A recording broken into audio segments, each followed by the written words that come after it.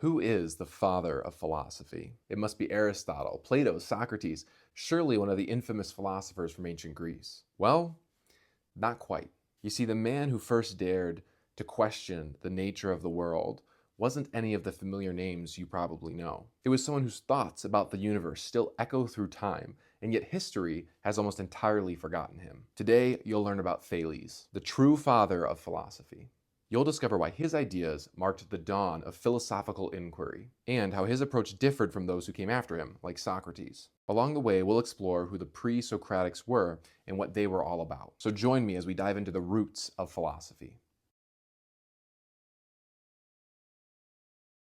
The term pre-Socratics gives the impression that all of these thinkers lived before Socrates, but that's not entirely true. Some of them actually existed in his time. The name doesn't refer to the chronology, but instead to the focus of the philosophy that they practiced. Unlike Socrates, who pondered moral questions and ethics, the pre-Socratics had their eyes turned towards nature, towards the mysteries of the cosmos and the origin of existence itself. These thinkers, known in Greek as physikoi, meaning naturalists or physicists, they studied the natural world and the forces behind it. This is as opposed to logikoi, who were logicians and focused on logic and reason. And here's the twist. These pioneers didn't come from the heart of philosophical thought in Athens, Greece. Instead, they primarily came from Ionia, a region on the eastern shores of the Aegean Sea. Among them was a man named Thales, whose ideas would echo through the rest of history and who would become the father of philosophy. Born around 625 BCE in the vibrant city of Miletus, on the eastern Aegean, Thales was not just a philosopher, but he was also an astronomer, a mathematician, and even a little bit of an engineer. Now, Thales is described as somebody whose head was in the clouds a lot. As the story goes, he was once walking through the streets, distracted by the stars. He actually fell into a well, much to the amusement of some of the local girls nearby. But if those girls thought Thales a fool, they were mistaken. Despite often being mocked for his poverty, he was extremely resourceful. In fact, he devised a brilliant scheme just to prove this point. Thales had long observed the weather and predicted that a certain year would yield an abundance of olives. So, before anyone else had a clue, he went out and rented all of the olive presses in the town. When the massive olive harvest arrived, the same people who he had rented the olive presses from came to him begging him to have him rent the olive presses back to them. And he did, for an additional cost. While this success was not about him actually gaining any wealth, he was trying to prove a point. The point being that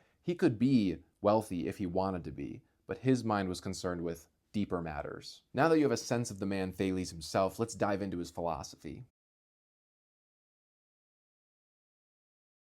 Many of the pre-Socratics, like Thales, rejected the ideas of the mythological origins of the universe. And this was a big deal. Those mythological theories and passed on traditions were the major ways that people explained how the universe came into existence and how the universe operated in reality. But the pre-Socratics weren't interested in gods and myths. They wanted to understand the world through reason. And Thales in particular believed that the universe must have a fundamental principle, which he called an arche. That is the underlying substance from which everything is made and to which everything returns. As Aristotle would later describe it, the arche is that of which all existing things are composed, and from which they originally come to be, and into which they finally perish, the element and principle of all things. Think of this as what we now understand to be matter and energy, the stuff of the universe. So what did Thales propose was this fundamental principle?